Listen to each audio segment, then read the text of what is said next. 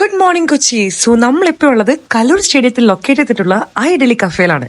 ഫുഡിന്റെ കാര്യമാകുമ്പോൾ ടേസ്റ്റിന്റെ കാര്യത്തിൽ ഒരു കോംപ്രമൈസും പാടില്ലല്ലോ. കാലത്ത് തന്നെ എവിടെ നിന്ന് ബ്രേക്ക്ഫാസ്റ്റ് കഴിക്കുമെന്ന് ചോദിച്ചപ്പോൾ എല്ലാവരും കൂടെ ഒറ്റ സ്വരത്തിൽ പറഞ്ഞതാണ് ഐഡലി കഫേ വിട്ടോ. നല്ല അടിപൊളി ദോശയും ഇഡ്ഡലിയും ഒക്കെ കിട്ടുന്നു. ഇവിടുത്തെ പൊടി ഇഡ്ഡലി ഭയങ്കര ഫേമസ് ആണ്. പക്ഷെ നമ്മൾ ആദ്യം ട്രൈ ചെയ്യുന്നത് ദോശയാണ്. പിടിച്ചിട്ട് ഇങ്ങനെ കുഴച്ച് ഇങ്ങനെ കുറച്ച് ഇതിങ്ങനെ അരിടാ ഇടാ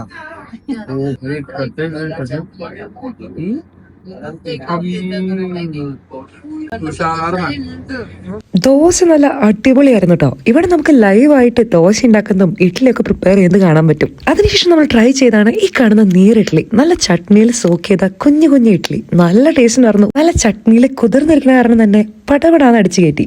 അടുത്തതായിട്ട് നമ്മുടെ പൊടി ഇഡ്ഡലിയാണ് കേട്ടോ. നല്ല ആവി വറക്കണ ഇഡ്ഡലി അവർ വാഴയിൽ വെച്ച് നന്നായി പൊടിയൊക്കെ വെത്രി അതിനുശേഷം നല്ല നെയ്യ് ഒഴിച്ചിട്ടാണ് തരുന്നത്. എൻ്റെ സാറേ, ഇതൊരു പീസ് കഴിക്കണം. നല്ല മേഘ കഷ്ണ പോലെ ആയിരുന്നു കേട്ടോ. ഭയങ്കര സോഫ്റ്റ് ആയിരുന്നു, അടിപൊളി ടേസ്റ്റ് ആയിരുന്നു.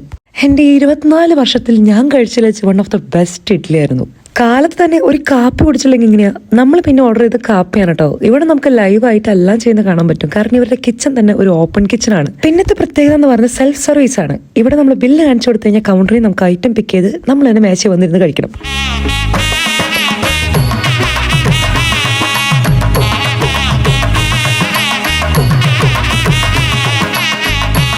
ഇതൊക്കെ കഴിച്ച് വയറ് നിറഞ്ഞിട്ടും നമുക്ക് മതി വരാതെ നമ്മൾ പിന്നെയും 2 ഇഡ്ഡലിയും പിന്നെ ഈ കോംബോ ദോശ ഓർഡർ ചെയ്തു. ഈ കോംബോ ദോശ എന്ന് പറയുന്ന 4 വെറൈറ്റീസ് ഓഫ് ദോശയുണ്ട്.